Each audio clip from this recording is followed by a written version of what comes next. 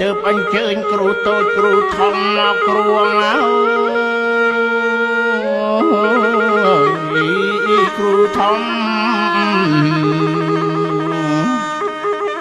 យាងចង់យាងចង់ពេលលើកំពូលភ្នំគ្រូអើយសន្ធិដ្ឋណាយឲ្យចាប់ណាង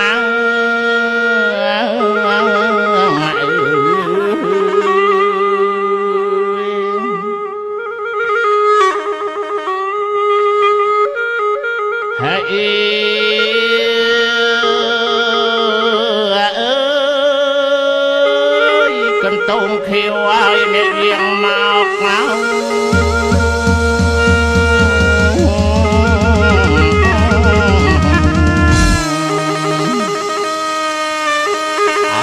ើញមកលុបមកឃើញមកលុបកុំច្រកគ្រូអើយ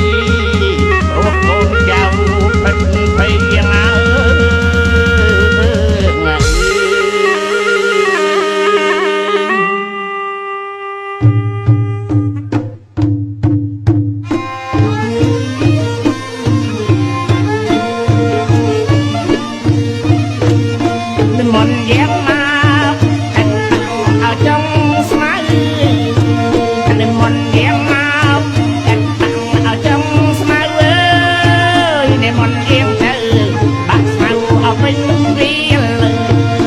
มน